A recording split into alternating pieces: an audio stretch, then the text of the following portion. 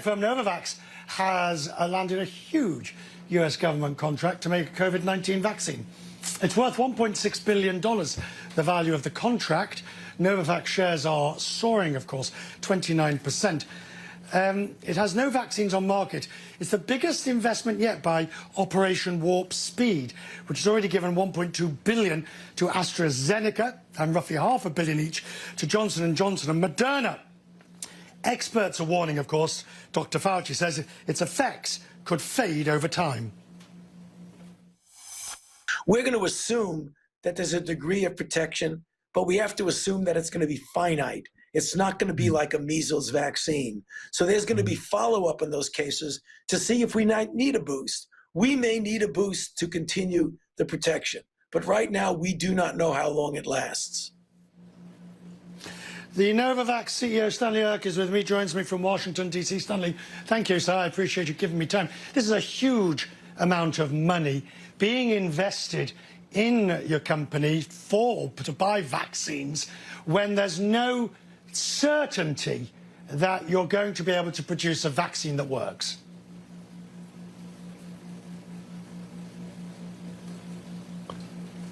And the question is? Can you hear me, sir? Yes, I can hear you. Well, I didn't hear the question. The question is, I mean, since the U.S. government, what happens if you can't get a vaccine that works? Well, this is actually true of any investment in drugs or vaccines. Nobody knows they work until you get the data, and so you make the investment and see what comes out.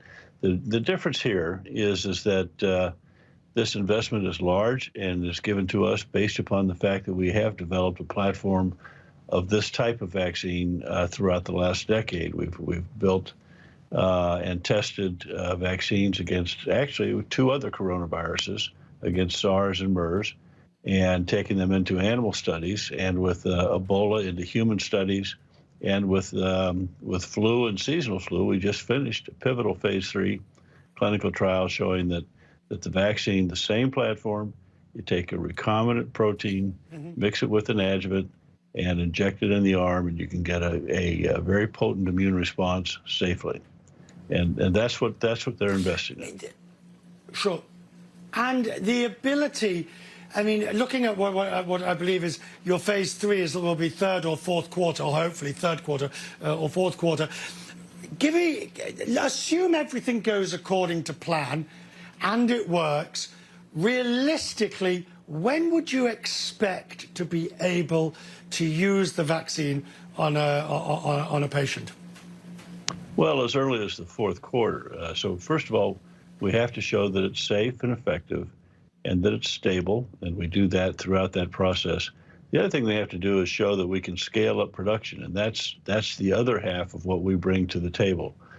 We have a vaccine whose platform is based upon simple recombinant proteins that are stable at room temperature for some period of time and would be shipped and stored in 4 to 8 degrees, so refrigerated temperatures over a long period of time.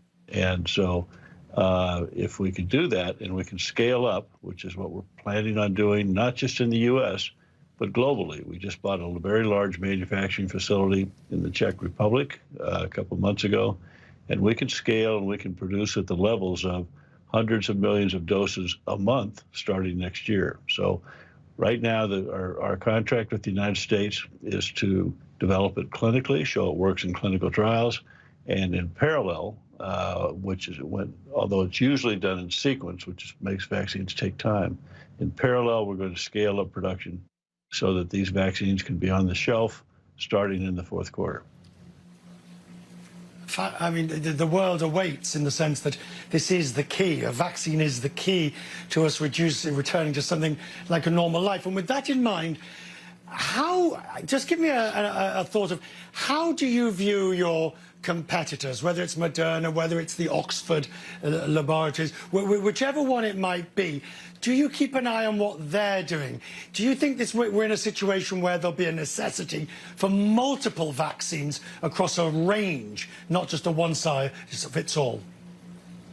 Yeah, what's interesting to look at is that we're all looking for the same thing. We're all trying to make a protein called a spike protein that's on the surface of the virus because we know from animal studies, we know that if you can make that protein and inject it, that your body will see it as something foreign, and it will make antibodies and T-cell responses against that spike protein. And if they can block that spike protein, the virus cannot get into your human respiratory cells. So everybody's targeted. What we're doing differently is we're making it in different ways. We're taking a simple recombinant method of making a protein in a cell. It gets expressed, we purify it, and we mix it with an adjuvant and inject it in the arm. Others are taking a protein, the gene sequence for the protein, and injecting that directly and letting it produce in the body. And so there's what comes out are different forms of the protein. Some are truncated, shortened, some are full-length protein, and time will tell which is the better way to deliver the protein. But we're all delivering the same protein. Frankly, I don't think you would talk to a CEO of any of these companies who didn't say, we hope that all of these approaches work. We need more than one vaccine.